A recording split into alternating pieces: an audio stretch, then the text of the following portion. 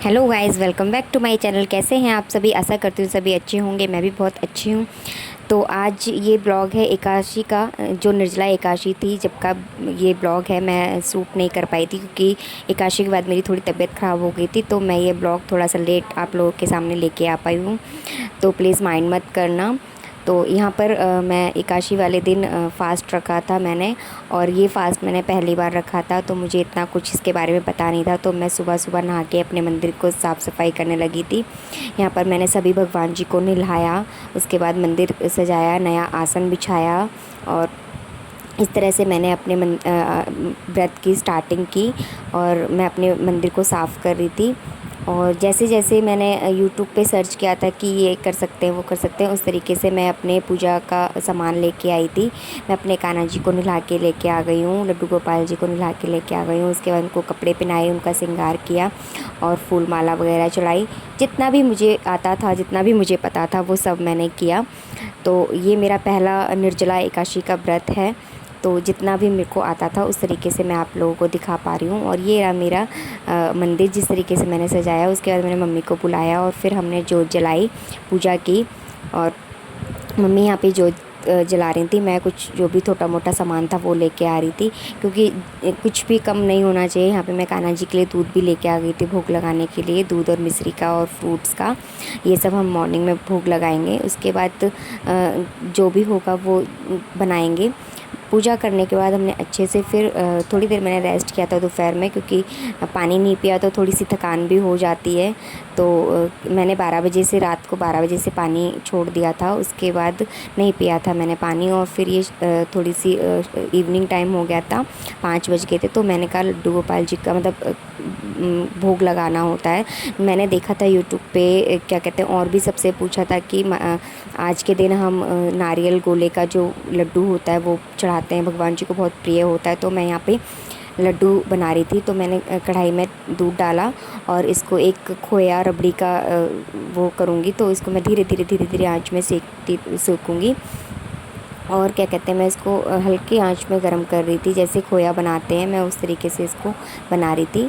और साइड में मैंने गोला भी कस लिया था। दूध को थोड़ा सा थिक करने के लिए मैंने यहाँ पर मिल्क पाउडर भी ऐड किया, ताकि हमारी रबड़ी जल्दी से तैयार हो जाए। तो यहाँ पे मैंने इसमें मिल्क पाउडर ऐड किया। उसके बाद मैं इसको फिर से अच्छे से मिल्क पाउडर और दूध को अच्छे से मिक्स किया, ताकि ये क्योंकि हम इसको ऐसे छोड़ देंगे ना, चलाएंगे नहीं तो ये जल जाता है। तो जब भी खोया या कोई रबड़ी बनाते हैं तो हमें इसे कंटिन्यू चलाना होता है। जब दूध ने इस रबड़ी का रूप ले लिया, उसके बाद मैंने इसमें तिल डाला और तिल को भी अच्छे से मिक्स किया। और फिर इसके बाद मैं इसमें गोला डालूँगी जो मैंने कद्दूकस किया हुआ था, इसको भी अच्छे से मिक्स करेंगे। इन तीनों चीज़ों को बहुत अच्छे से मिक्स करेंगे। और मैं खड़ी खड़ी थक गई थी, क्योंकि मेरा फास्ट था, तो मैं आराम से ऊपर बैठ के और फिर इस लड्डू बनाने की तैयारी करी थी। फिर मैंने ना गैस की फ्लेम को ऑफ़ कर दिया और फिर इसको अच्छे से मिक्स किया, क्योंकि वो जल जाएगा। अच्छे से इसको मिक्स करने के बाद जब ये तीनों चीज़ें आपस में अच्छे से मिल जाएं, और फिर मैंने इसको एक प्लेट में निकाला। अच्छे से सारा जो भी बैटर था वो मैंने बहुत अच्छे से मिलाया। खुशबू बहुत प्यारी आ रही थी। और जब भी हम प्रसाद बनाते हैं, किसी भी रूप का प्रसाद कुछ भी बनाते हैं, उसकी खुशबू अलग ही होती है, क्योंकि उसमें भगवान जी का आशीर्वाद होता है। उसके बाद ये थोड़ी देर मैंने रख दिया था ठंडा होने के लिए। फिर मैं आ गई थी किचन में लड्डू का आकार देने के लिए, क्योंकि अगर ये ज़्यादा ठंडा हो जाता तो ये क्या कहते हैं, हार्ड हो जाता और फिर हमारे लड्डू बन नहीं पाते। तो ना ज़्यादा गर्म था ना ज़्यादा ठंडा, इतना था कि मेरे हाथ अच्छे से इसको बर्दाश्त कर सकते हैं। तो मैंने इनको छोटे छोटे लड्डू बनाए। और मुझे, आप लोगों को बिलीव नहीं होगा, मुझे इतनी खुशी हो रही थी अपने हाथों से भोग बनाने में, लड्डू बनाने में। मैंने पहली बार ये लड्डू बनाए हैं। और मैंने ना 1 दिन 2 दिन पहले मैंने कहानी सुनी थी कान्हा जी की, कि उनको लड्डू बहुत पसंद है। तो फिर मैंने ये वाले लड्डू बनाए। फिर मैं लड्डू बनाने के बाद, हमने शाम भी हो गई थी, तो मैंने पूजा की। और उसके बाद जल दान करते हैं, जल और जो भी फ्रूट्स होते हैं और जो बिजना होता है, कुछ भी ठंडी चीज़ आज के दिन दान करते हैं। तो मैं और स्नेहा चले गए थे मंदिर में ये दान करने के लिए, क्योंकि शाम की आरती का टाइम भी हो गया था, तो मैं आरती भी इंजॉय कर सकती थी वहाँ पे। तो हम दोनों ऐसे अपने मंदिर में निकल गए। और मैंने फिर ये अपना कलश स्नेहा को पकड़ा दिया। मैंने कहा अब तुम लेके चलो इसको, मैं थक गई हूँ। तो ऐसे हम दोनों गपशप करते करते अपने मंदिर में भी पहुँच जाते हैं। मंदिर में पहुँचने के बाद हमने यहाँ पे पूजा मंदिर में जैसे पहुँचे तो मैंने कलश ले लिया था, स्नेहा ने मेरे को कलश दे दिया था। उसके बाद मैंने और स्नेहा ने पूजा मंदिर में जो आरती हो रही थी उसको एंजॉय किया। और यहाँ पे आके बहुत अच्छा लग रहा था, लग ही नहीं रहा था कि मैंने फ़ास्ट रखा है, कोई थकान नहीं, कोई कुछ नहीं, बहुत अच्छा फ़ील हो रहा था। और वहाँ से आने के बाद पूजा एंजॉय करने के बाद, आरती एंजॉय करने के बाद घर पे आई, और जब तक हमारे लड्डू भी प्रॉपरली ठंडे हो गए थे जितना कि हम भोग लगा सकते थे।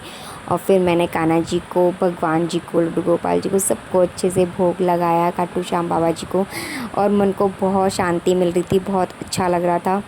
बिल्कुल ऐसा नहीं लग रहा था कि मैंने पानी नहीं पिया तो मेरे को बहुत वीकनेस हो रही है, क्योंकि भगवान जी ना शक्ति अपने आप दे देते हैं। तो मैंने अच्छे से भोग लगाया कान्हा जी का, सबको, लड्डू गोपाल जी को लड्डू खिलाया, पानी पिलाया।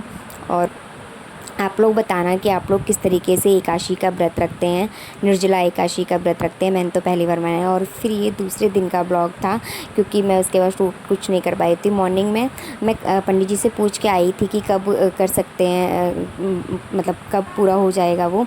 पर उन्होंने बोला था सुबह पानी पी सकते हैं, पर भोग 1:45 ही लगाएगा। पर मैंने कहा था जब भोग 2 बजे लगेगा तो पानी भी मैं तभी पीऊँगी। तो मैंने यहाँ पर कढ़ी बनाई थी और क्या कहते हैं, खीर बनाई थी, पूड़ियाँ बनाई थी। इस तरीके से मैंने भोग तैयार किया। और मैंने 1:45 बजे ही अपना निर्जला व्रत खोला था। आप लोग मुझे प्लीज़ कमेंट में बताएं कि आप लोगों ने कब अपना निर्जला एकादशी का व्रत पूरा किया था। और मुझे ये निर्जला एकादशी का व्रत पहली बार करने में बहुत अच्छा लगा। आई होप आप लोगों को मेरी वीडियोस बहुत अच्छी लगती होंगी। प्लीज़ मेरे चैनल को सपोर्ट करना। अगर मेरी वीडियोस अच्छी लगती है तो प्लीज़ मेरे चैनल को सब्सक्राइब करना, लाइक करना, शेयर करना, और अपना बहुत सारा ढेर सारा प्यार देना। और मिलते हैं कल नेक्स्ट ब्लॉग में।